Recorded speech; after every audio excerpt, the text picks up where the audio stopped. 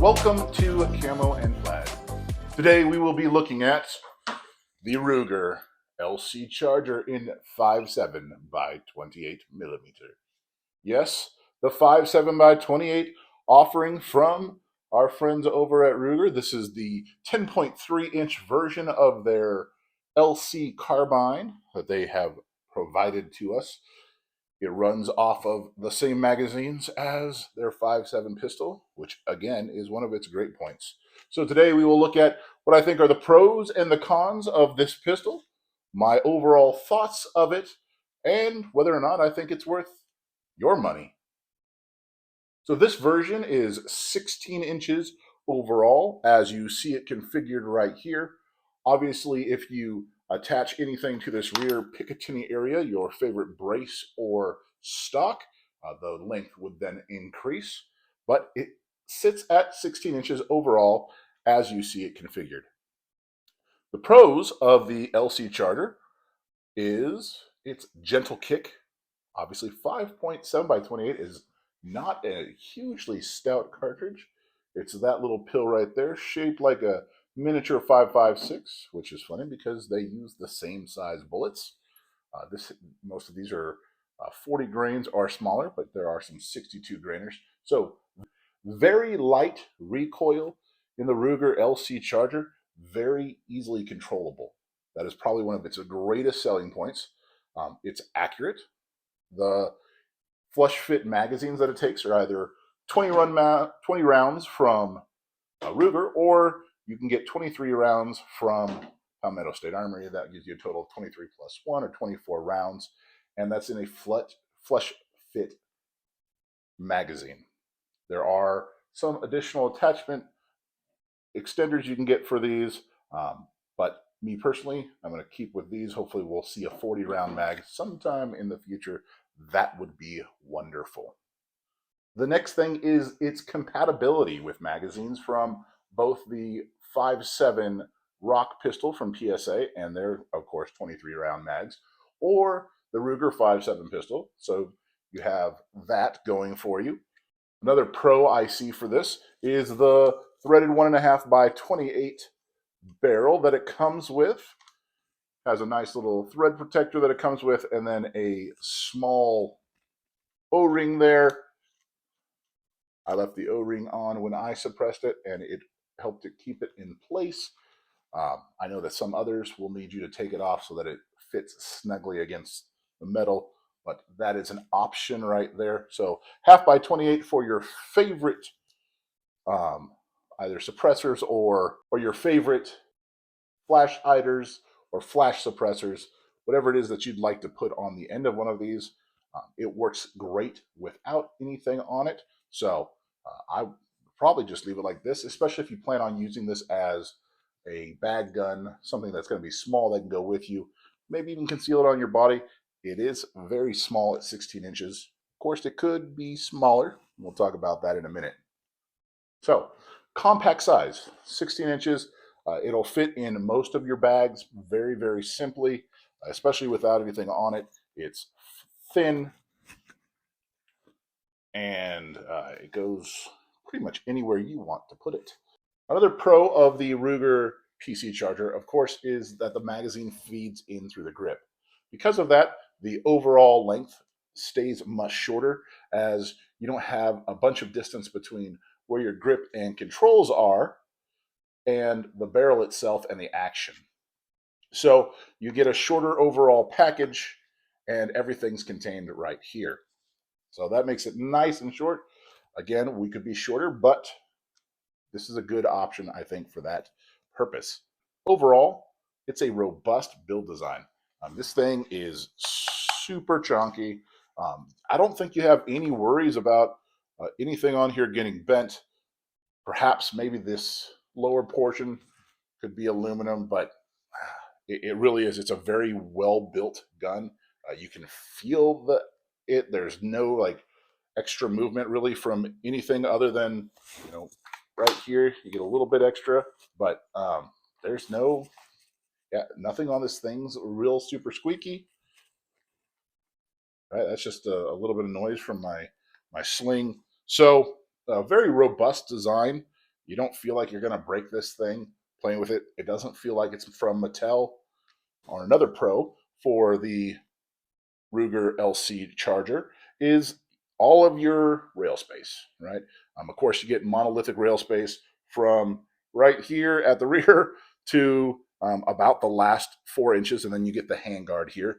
And the handguard here is very well designed. It seems extremely stout. You can see there's 3 different fastening points here, and the tool to use this comes with your box. So when you're ready to take it off or change something out, or you need to do something for cleaning, you can do that. But that's really nice. Another item that came with this Ruger that I think was a great pro is they put in a locking QD attachment for the M-LOK. And so that's nice because then it's not spinning on you on the front side. Now we get to the cons, and here's one of them. It's weight, right? So yes, she feels robust, right? She feels strong. You don't feel like you're going to break it. It's well built, no doubt about that. But she's heavier than she needs to be. I think there's a lot more metal here than there needs to be. The truth of the matter is probably a lot of this could be redone in polymer. Not that I'd want to, but really some 776 aluminum that's, you know, fairly thin, and she could lose a lot of weight. So I think that would be definitely a con, is just that she's heavier than she needs to be. Again, not bad. It helps soak up the very little recoil that comes from the 5.7, but it is one of the things that I think, yeah, it could just be lighter. Lightning cuts in the receiver, anything like that. It doesn't need a bunch. Most of the explosion is going to be covered by the barrel and this super heavy bolt that the thing uses, and so I don't think you need this much metal on the exterior portions. But again, very well built, just heavier than she needs to be. She needs a diet. The trigger on these things are, I guess, notorious might be the best term for it. Nobody really seems to love them, but they're not. It's not bad. It's not a bad trigger. It's just that you got a whole lot of creep going into it. You can see how much movement there is. That's a lot, and then that's where the break is. And so it's smooth. So don't misunderstand it. It's very smooth trigger, but it is not it's not a crisp trigger. It's not something that you know exactly where it's going to go off. It kind of breaks where it wants to. Again, it's not bad. It's just not great. So the trigger could use an upgrade. Another con for me is that there's not a locking QD mount in the back. So it's in there and it just spins. Personally, I don't want that to spin on me. I want it to stay put, so that way it always is kind of in this position when I don or doff this gun. I don't want it spinning over on me, and I've just noticed that it's happening a lot. So locking QD inserts would be great for the rear, because it does just kind of spin and spin, and I don't like that. So that would be nice to have. Another con for me, the barrel. It's super thick. I love that part about it. The fact is, the thing I don't like about it is that I can't get other barrels. So I contacted Ruger through their shop site, and wanted to know where I could get another barrel.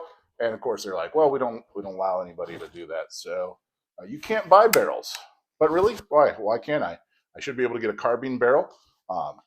Taking a pistol into a rifle is legal, so doing so should be okay, and I should be able to do that. So hey, also, I would like to be able to shorten this to an 8-inch barrel, and so that's just kind of an annoyance that I can't just go on their website and buy an extra barrel if I want to.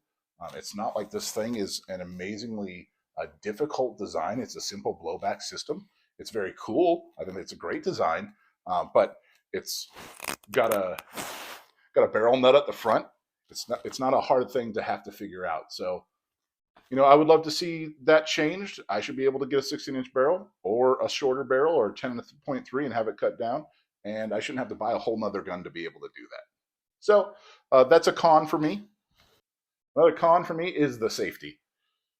It's not awful, right? Like anytime you get a new gun, you have to learn a new manual of arms, and that's no different with this.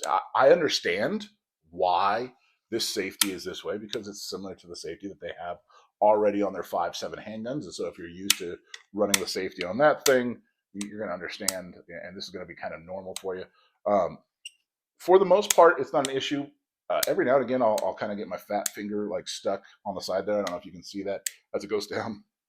It's why I don't like most ambi safeties to start with, but that would be an issue that I would like to see remedied. Other options, obviously, I could probably just take that off, but maybe a different place, right? Here in the United States, we generally like AR type safeties, and so maybe redesigning this so that we could use a lever safety roughly in that same position. It's not a bad spot. Like I said, it's not a bad throw. It's just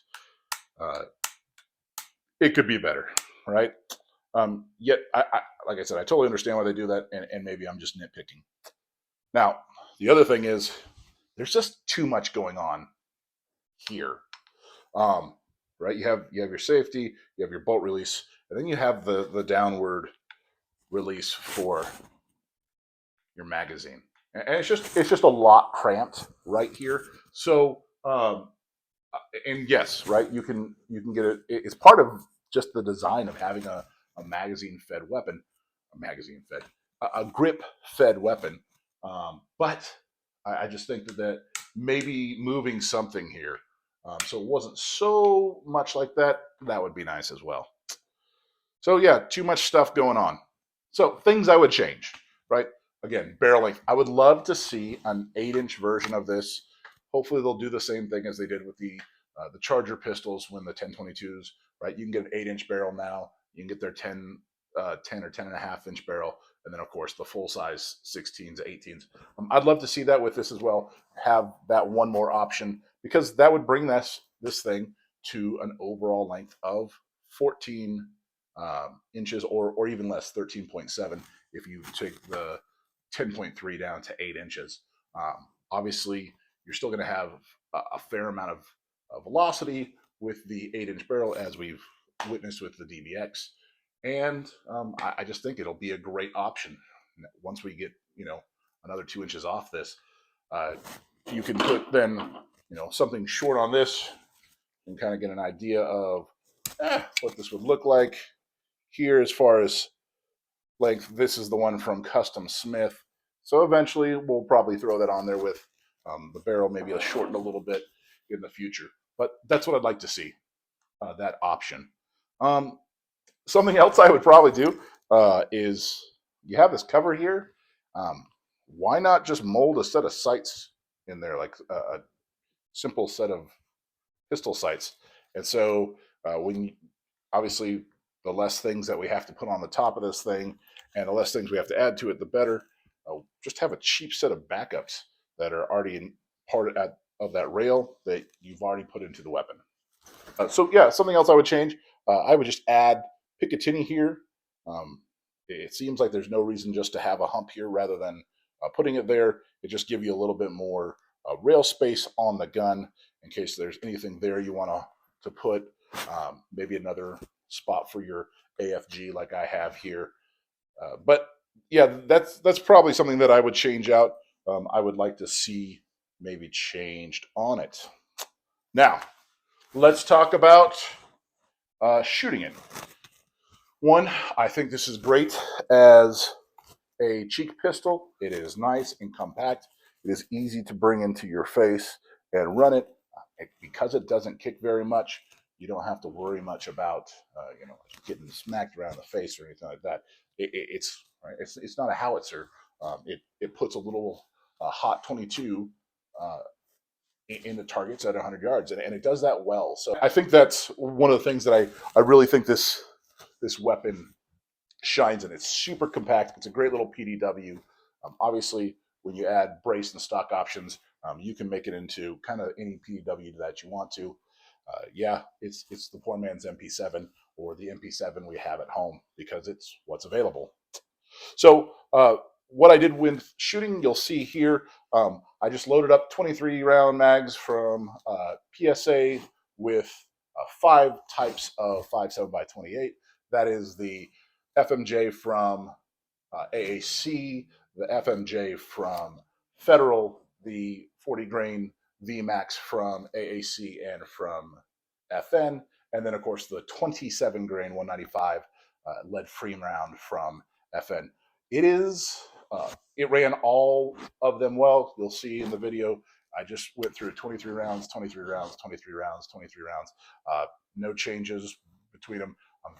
The point of impact shift at 25 yards was negligible. Everything worked well. Took her out to 100 yards. I'll hopefully have a video or a photo here of the target there. You can just see the 3-round group, which is sufficient for 5.7 at 100 yards. So it will do what it needs to do as long as you do your work. Even with that kind of not so grand trigger, it's still good enough to do it, and it's easy to run fast. So it's actually a dream to shoot because it's so light. Kicking, I would think that this would be a great PDW for anybody who's smaller statured. Of course, I think it's a great PDW for anybody. I don't think we need all that much more for self-defense most of the time than what this thing offers. 23 rounds of 5.7 on tap, and just as fast as you can pull the trigger. She's a great little gun. The great thing about 5.7 is it gets to the target so quick that it's very, very accurate. Now, issues. So issues with the gun. I would like to tell you that there's none, but I can't actually do that. Are there any big issues? And that's going to be up to you to decide. You've probably seen Max Military Arm Channel review on his LC carbine back in the day, and he was having somewhere he would fire a round, then the next round would not pick up, and so he'd have a dead trigger on the second round, and then after that would run just fine. So I had that a couple of times. I have figured out that it is a particular mag of mine, and likely, as other people have spoken, it is likely because of mag drag or too much pressure coming up from the rounds, and so it's just dragging on the bolt. Now, right, that's kind of annoying, but it was few and far between, and it didn't even develop until it was about 300 rounds in. And again, I found out that it was a particular mag. Specifically, it was one of the PSA mags that has no circle here. So out of most of my mags, they look like this. They had no issues. And so it just happened with that one mag. And that mag also wasn't used until it got to about that 300 round mag mark. So just take that for what it is. It is likely not actually a real concern, but at least the nice thing is that if it does ever happen to you, the first round goes bang, and then you get to work on your tap rag drill. We, of course, would never want that. But that's one thing that I ran into. Again, I located it with one magazine. The other thing that I had was with suppressing it. So now, anytime you start adding different accoutrements to your gun and you're dealing with a blowback system, lots of different things change. These, of course, don't have a adjustable gas block or anything like that. So one of the things I noticed was that that first round, when it is changing the pressure inside the magazine, when it's changing the pressure inside of the suppressor, when it's changing the pressure inside the suppressor, it would have what was a fairly slow bolt. I had a couple times where it was enough still to pick it up, but I had a couple times where it wasn't, and so it would induce a failure to extract. And so, and then you would again clear, next round, fire, fire, fire, fire. Once that pressure change inside the can was equal to what was there, right? Because the temperature difference has a different amount of pressure. Once that happened, the thing ran flawlessly. And then so I would pop it open, let it cool, front to rear, and after a couple minutes, do it again, same issue. Um, it happened more with the VMAX bullets, which are actually the higher speed bullets, even though they're still 40 grain. Right, the weight itself has not changed, but whatever is the difference between them, both of them are a little bit hotter. They did it more, um, but it was an issue. If you only had like a minute in between strings, then it would go ahead. It would still be warm enough in the in the can to function the weapon. So that's something that I noticed. So just in case if you're thinking, now I have a big voluminous can, so that could be a part of the problem as well, and that could help to induce it. So you might just have to deal. Ruger, of course, has their video on there if you look on the inside of the box upon purchasing one, or if you just go on their website and look up considerations for the LC charger or the LC carbine suppressed. There's some information there. I think if you went with a smaller can, it would probably be less of an issue. But it is something to consider. Is it a fun gun to shoot? No doubt. I would definitely say it is a great poor man's MP7. You just need to know that there are some things that may become an issue, like suppression. If you have a bigger 5.56 can, I think if you had a smaller 22 can that is rated for 5.7, that may be a better option, just because then you're not having to change as much. And again, it could be a combination also of that mag drag that we're talking about, with also having that first round pop, the issues that come with that. So those are some of the things that I've noticed with it. Now, do I love this thing? I do, but I also love most guns. So there's that. I think it is great for carrying around. I love it. I love how small it is, how light it is. I think it's great for kids. So this is something, again, if you're looking at for something for your kids to be able to manipulate easily and protect themselves with, it's a pretty simple system. To take these things apart, you just have to push the pin through here. It is a captured pin, right, for maintenance. It's super simple. You just got to push it. You just got to push it through like I'm not doing right now. But it's a captured pin, and it'll capture from either side. And then pull to the rear. She comes apart. That's what she looks like on the inside there. And you can see your telescoping bolt here. But very simple design. I think it's great. These two like nestle inside of each other. So do I think it's worth the money? I do. I think it is worth the money. I would love to see this line, of course, expand some. Not that it has to get huge, just, again, some more options. These things are fairly robust and yet fairly simple, so there's really no reason not to have those options available for the market. Ruger, my opinion. And that's what I got. I don't know if you care or not about that, but that's my old man opinion. I love this little guy. I put a little TLR7 on there to keep it out of the way of my red dot. It works for what I'm using it for. So the nice thing about the TLR7 is you can lock it out. Doesn't have to turn on in your bag and turn it back on. I'm good to go. Sorry if I just blinded you. So that's what I got.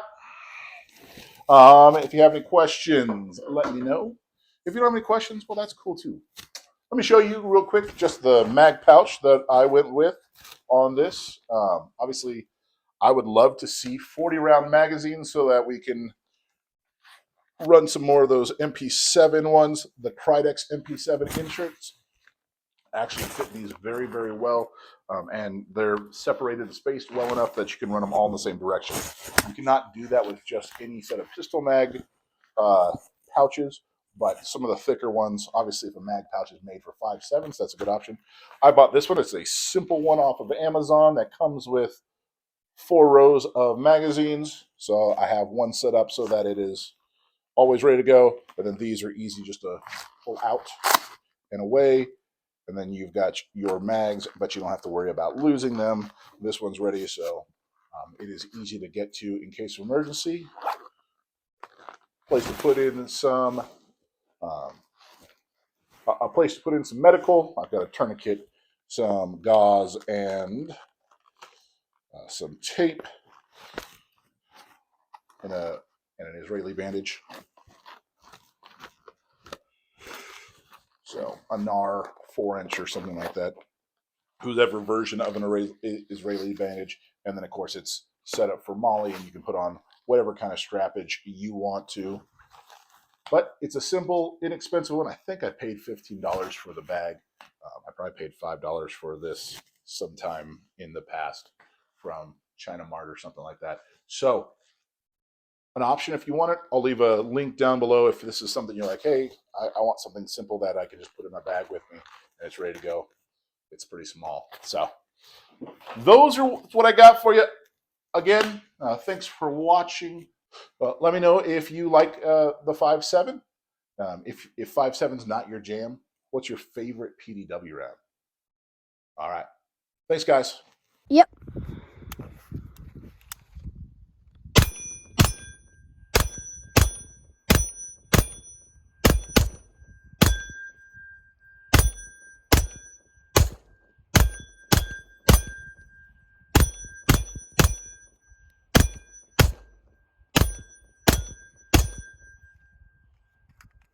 Ready? Yep.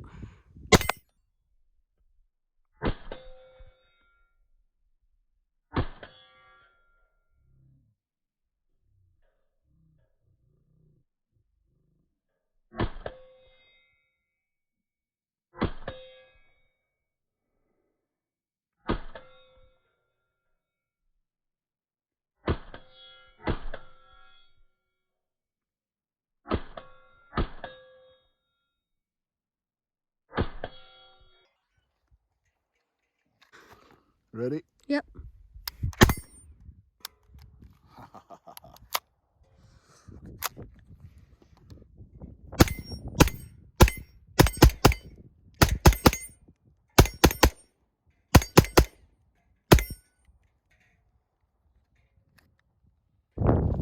Okay.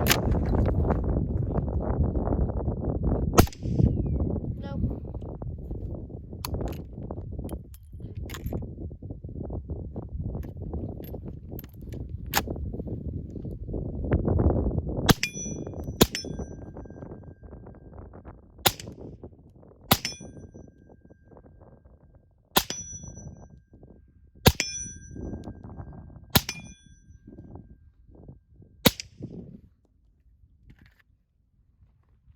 All right, we'll do it one more time.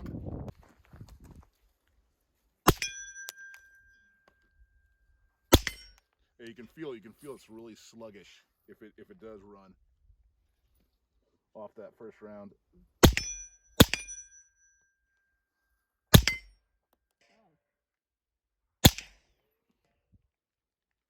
What's up?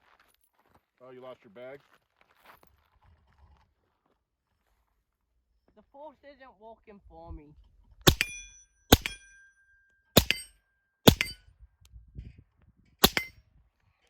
That's fine as long as it's been warmed up. There it is.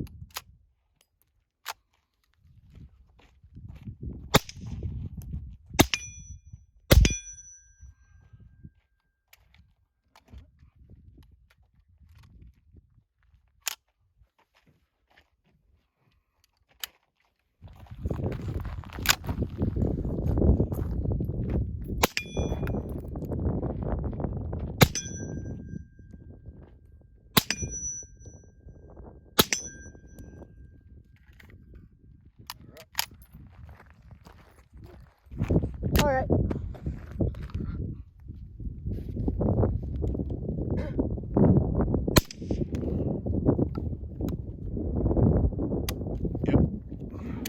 Didn't get it.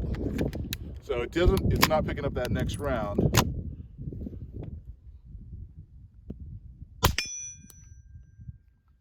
That's on me. Yep, that's because it's vacated. Well, let's do it again.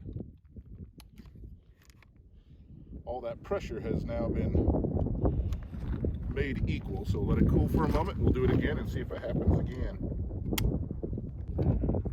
Good.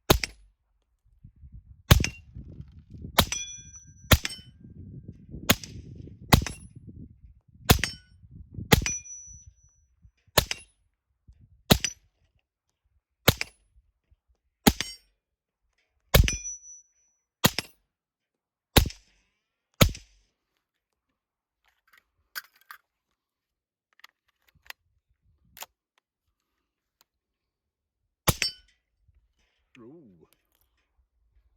Our first. Malfunction. Is it the same mag as last time?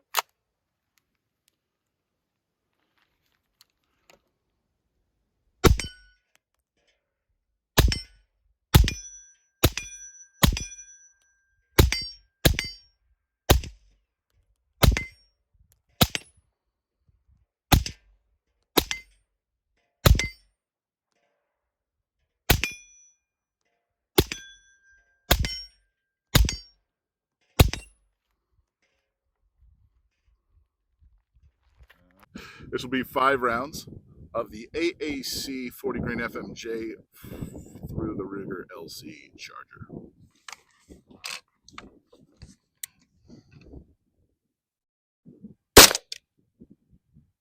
$19.94.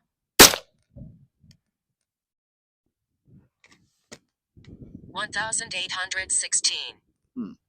Okay. 2,029. 1994. 2004. We'll do one more since that was so much different. Throw that one out.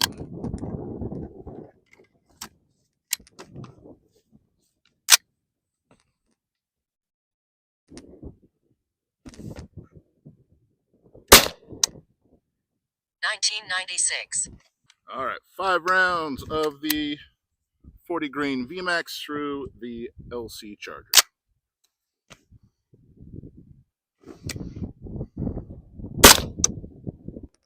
2,046.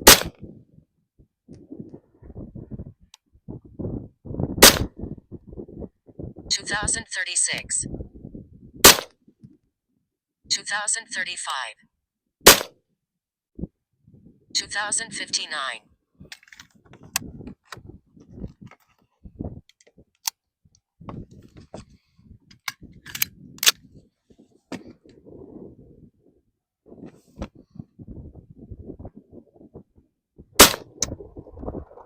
2,093. All right, this will be 5 rounds of the Federal FMJ through the LC Charger. 1985. 1996. 1980.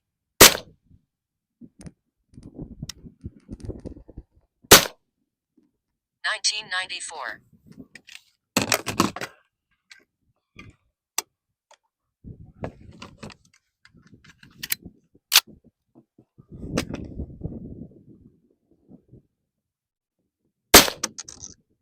2031. This is the 27 grainer from FN through the LC Charger. 2,397. 2,402.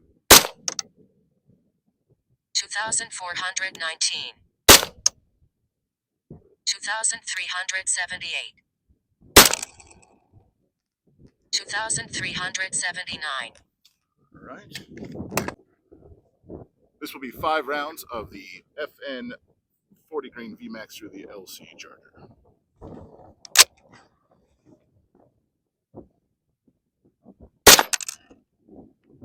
2023. 2030. 1990. 2046. 1988.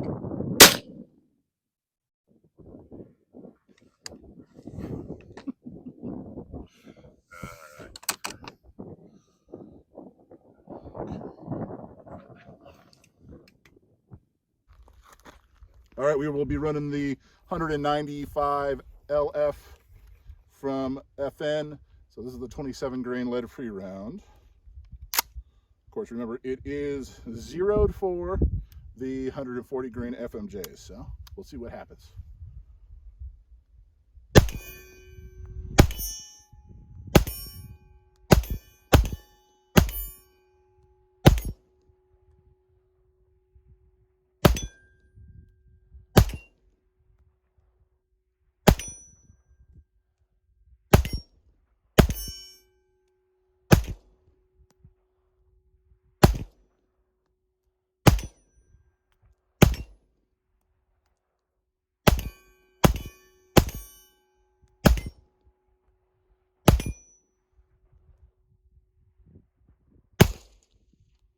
I don't think I got the 100. We'll have to try it with the round that it's actually zeroed for. But there's another 23 rounds of, that was the 27 grain. So now we're 5 mags in, 0 hookups so far through the LC charger. Not that that's a surprise, but we've run the 40 grain AAC FMJ, the 40 grain AAC VMAX, the 40 grain Federal FMJ, and the 40 grain VMAX from FN, and now the 27 grain 195 LF from FN. All right, this will be the 40 grain VMAX from AAC.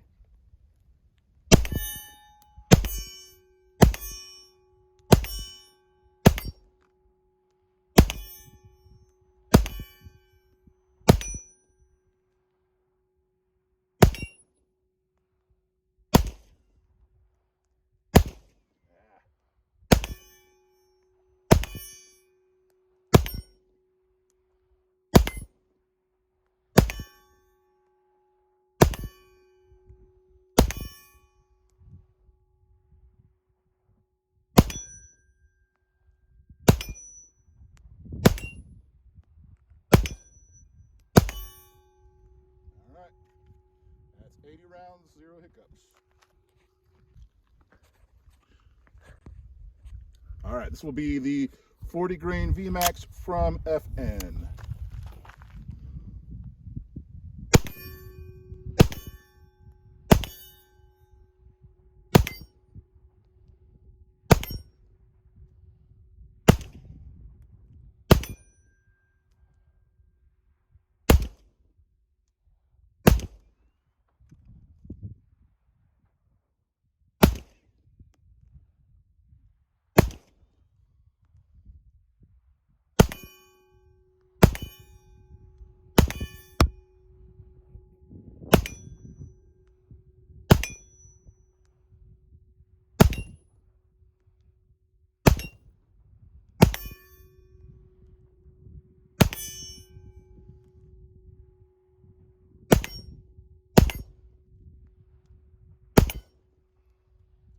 All right, 20 more, running well.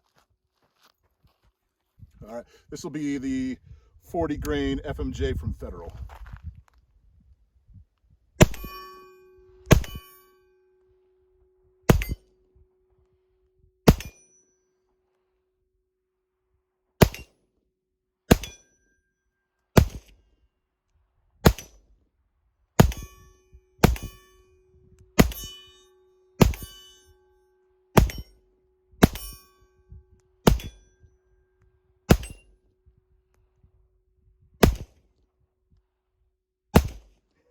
little guy is tough.